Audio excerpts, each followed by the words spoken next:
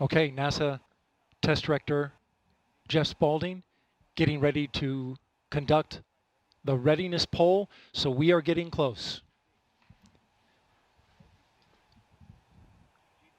We're going to pull up the audio now so that you can listen in. LPs go. And rock. Rockets go. All right, copy all. And Launch Director NTD, our launch team is ready to proceed at this time. I copy all NTD. At this time, I will proceed with my poll. And attention on 232, this is the Launch Director performing the final poll for launch. Verify no constraints and go for launch. EGS Program Chief Engineer. EGS Program Chief Engineer verifies that the EGS, SLS, and Orion Program Chief Engineers have no constraints and are go for launch. Copy, Greg. Thank you. EGS Chief Safety Officer. The EGS CSO verifies the SLS, Orion, and EGS CSOs have no constraints and are go for launch. Copy, John. Thank you. Range weather. Weather has no constraints and weather is go for launch. Copy, LWO. And Mission Manager.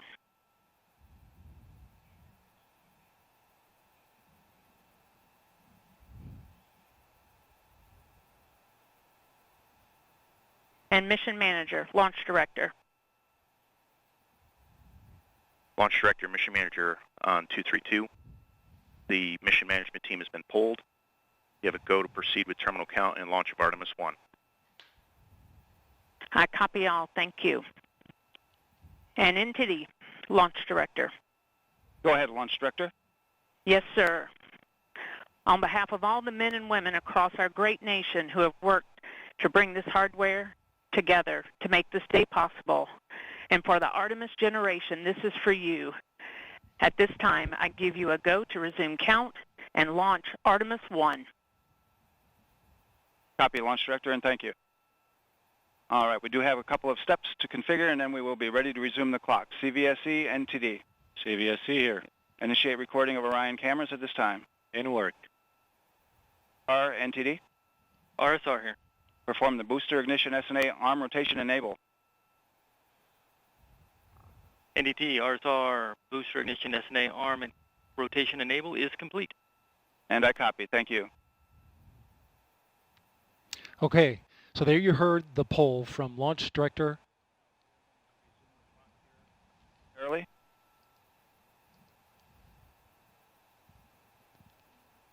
Getting ready to get that new T0 time.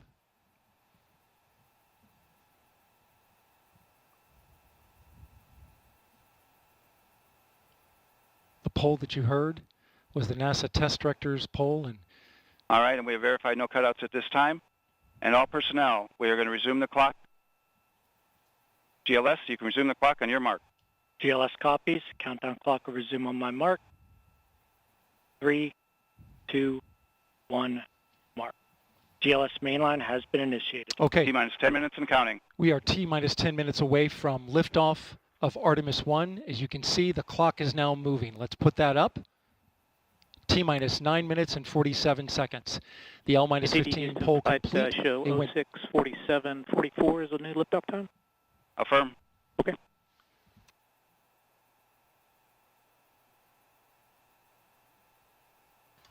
Oh 01:47:44, 1:47 a.m. Eastern Time and 44 seconds.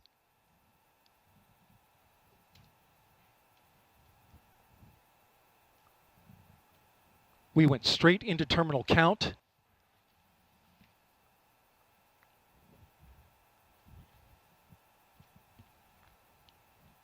Liftoff now 9 minutes away. So terminal count. Control has been given over to the GLS, the ground launch sequencer, a computer and software that is doing all of the commanding and monitoring of the Space Launch System.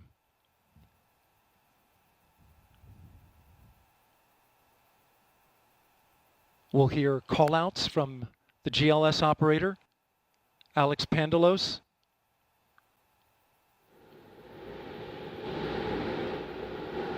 as well as NASA Test Director Jeff Spaulding.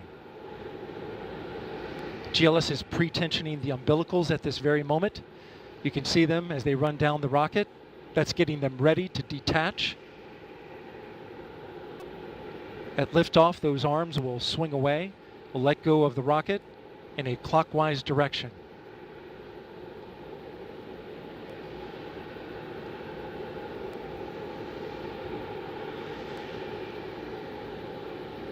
T-minus 8 minutes and counting. The GLS is performing up to 100 commands per second, including configuring ground systems for power transfer to the rocket.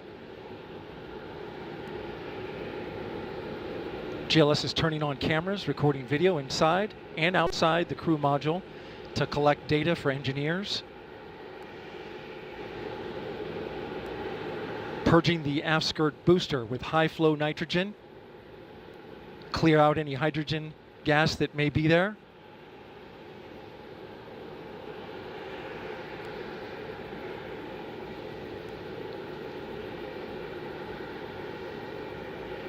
You can see the crew access arm is already retracted.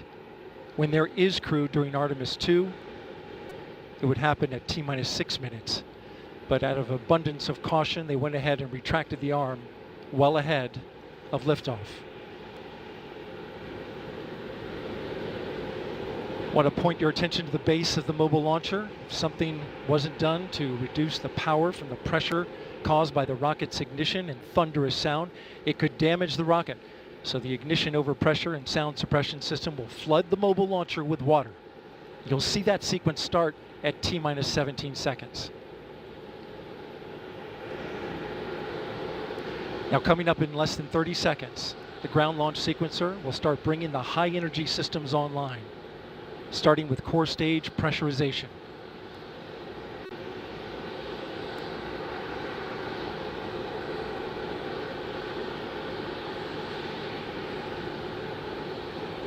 Firing room 1 is completely silent as they listen for the next call. GLS is go for core stage tank pressurization. The core stage tank is now pressurizing to flight levels. The replenish valve to the liquid hydrogen tank now closing. The liquid oxygen tank will come a little later. Now we're arming the Orion ascent pyros and transfer to internal power.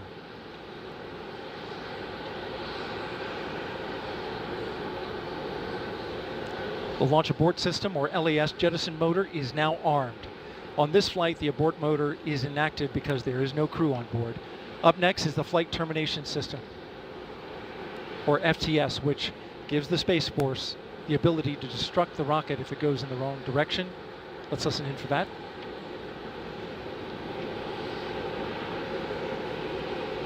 GLS is go for FTS arm. The flight termination system is now armed. Coming up at 4 minutes and 40 seconds, a big moment.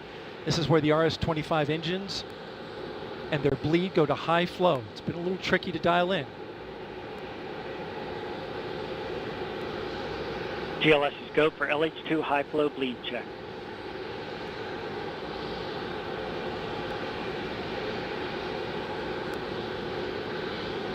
Good word, we've passed that. The cryo team got the LH2 engine bleed pressure loop dialed in. They are now at the right temperature for launch. Countdown continues. T-minus 4 minutes, 15 seconds. Up next, GLS fires up the KPUs. Those are high-speed turbines which provide pressure to hydraulic pumps that steer the RS-25s. Stands for Core Stage Auxiliary Power Unit Start. GLS is go for core stage APU start. That now leads to the thrust vector control test at T-minus 2 minutes and 30 seconds. That can proceed now, and we will see the engines gimbal at the bottom of the core stage.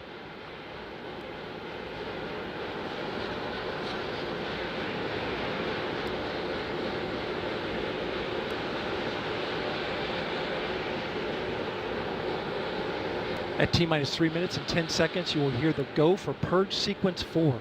That's a helium purge of the 4 core stage engines downstream of the propellant valve, getting the air and moisture out.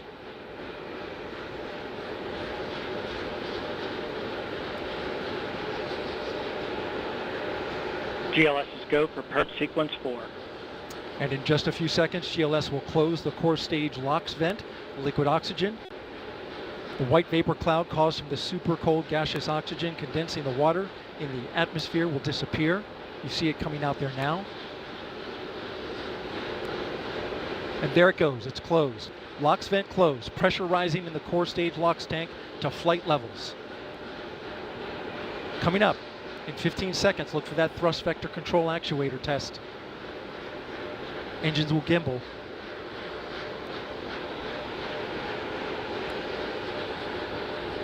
And there they go. The 4 core stage RS-25 engines gimbaling around, testing the ability to steer the rocket into space. They will operate at 109% performance. Each RS-25 throwing down 500,000 pounds of thrust. All 4, 2 million pounds. Altogether with the boosters, 8.8 million pounds of thrust. GLS is go for upper stage to internal power. Now the upper stage has gone to internal power. So power is removed from the rocket's upper stage, the ICP battery power. The same milestone is coming up for the core stage at T-minus 1 minute and 30 seconds.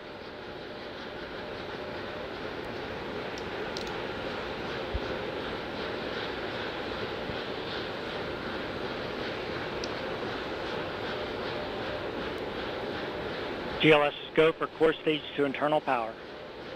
The rocket's core stage, which houses the 3 flight computers, is now on battery power.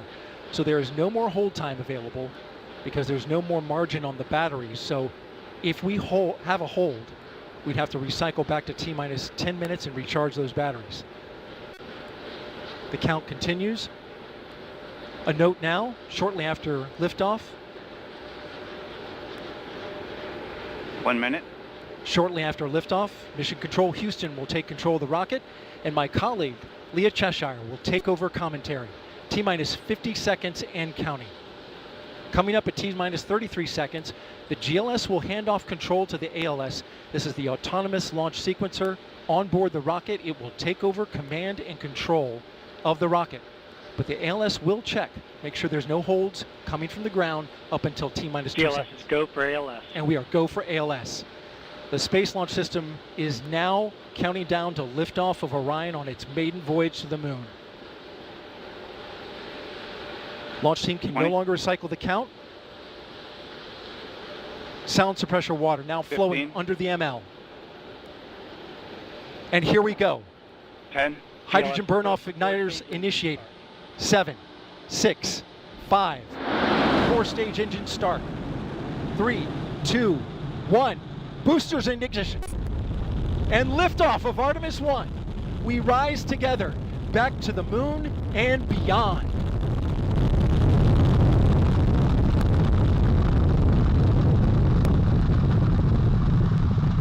All 4 RS-25 engines on the core stage and 2 solid rocket boosters now propelling the vehicle at 128 miles per hour. Hearing good control on the roll from teams in Mission Control Houston. All good calls so far. Now 30 seconds into the flight of Artemis I. First milestone will be for the vehicle to pass through max Q at about 1 minute and 9 seconds into launch. This is the greatest period of atmospheric force on the rocket.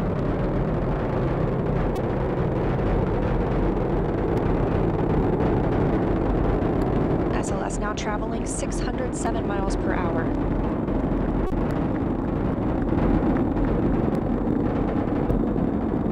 You're looking at 8.8 million pounds of maximum thrust. Quiet here in the loops in Mission Control. The 4 core stage engines are throttling down ahead of passing through max Q.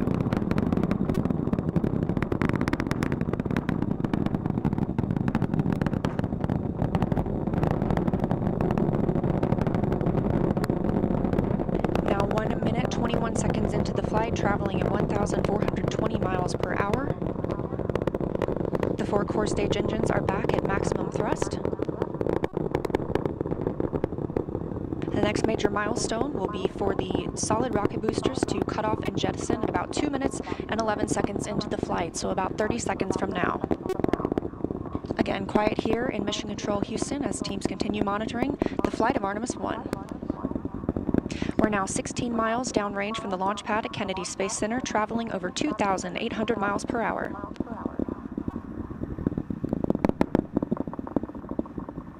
Standing by for solid rocket booster jettison and shortly thereafter.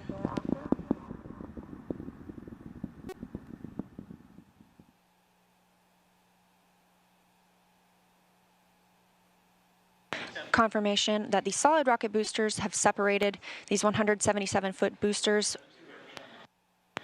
Now the core stage continues to power the flight of Orion, all 4 RS-25 engines firing, traveling over 3,400 miles per hour, 46 miles downrange. 2 minutes and 36 seconds into the flight. Hearing nominal calls here in Mission Control Houston. We've still got 4 good engines on the core stage. Next up, we'll be looking for the service module fairing to separate. This is 3 15 by 15 foot fairing panels, providing structural support, protecting the service module. Those will separate at about 3 minutes and 11 seconds into flight, and very shortly thereafter will be followed by the launch abort system separation. Just over 3 minutes into the flight of Artemis I, now traveling over 4,060 miles per hour, 83 miles downrange. We just had confirmation that the service module fairing has separated.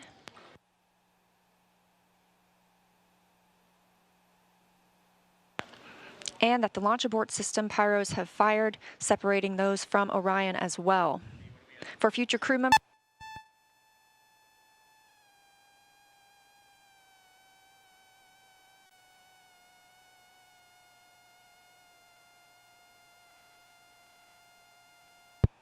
we just heard the call for 3 engine press, meaning if SLS were to lose an engine at this point in the mission, we could still achieve a nominal mission. We would just have an extended main engine cutoff time. However, we still have 4 good engines, all at maximum thrust right now, powering the first flight of Artemis at 5,200 miles per hour, 148 miles downrange.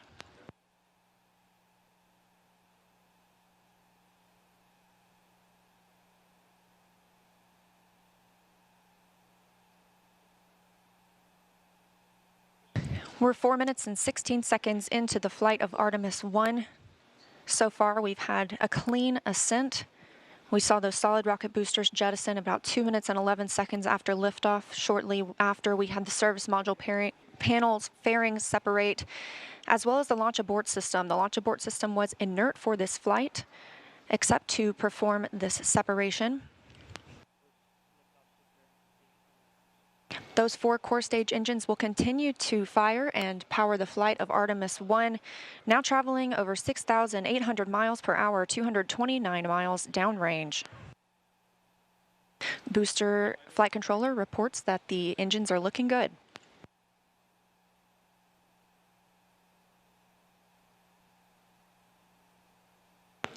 Our core stage main engine cutoff time is about 8 minutes and 3 seconds. We are now 5 minutes and 11 seconds into the flight, 7,656 miles per hour.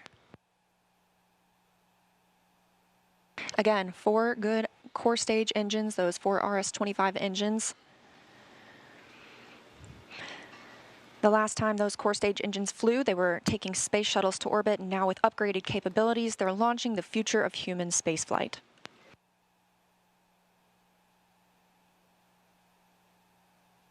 Five minutes, 42 seconds into the mission. We are now traveling 8,800 miles per hour, 345 miles downrange from the launch pad at Kennedy Space Center.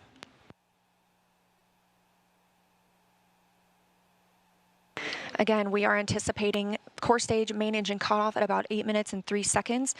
And about 10 seconds later, we'll see core stage separation, at which point Orion and the interim cryogenic propulsion stage will be flying free. Now traveling over 10,000 miles per hour, 6 minutes and 15 seconds into the flight of Artemis I, 427 miles downrange. Quiet here on the loops in Mission Control Houston. Teams continue to monitor this first flight.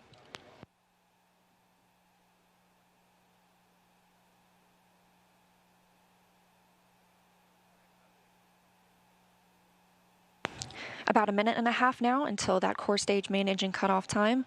Our 4 core stage engines continue to fire maximum thrust.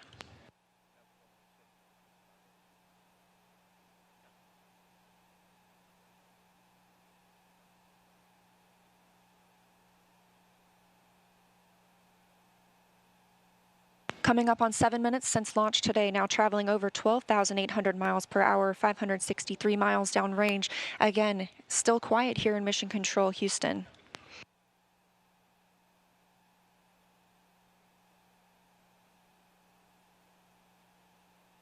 As we prepare for main engine cutoff, the 4 RS-25 engines are beginning to throttle down.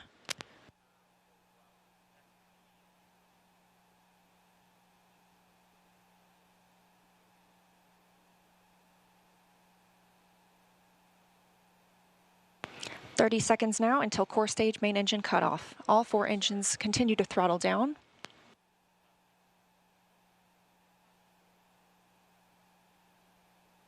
Now 7 minutes 45 seconds into the flight, traveling over 16,000 miles per hour. Continuing to hear good calls here in Mission Control, Houston. We're standing by for core stage main engine cutoff.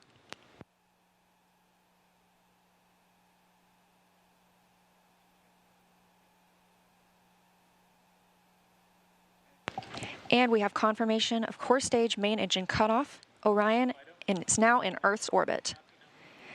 The flight dynamics officer reports that we have a nominal main engine cutoff.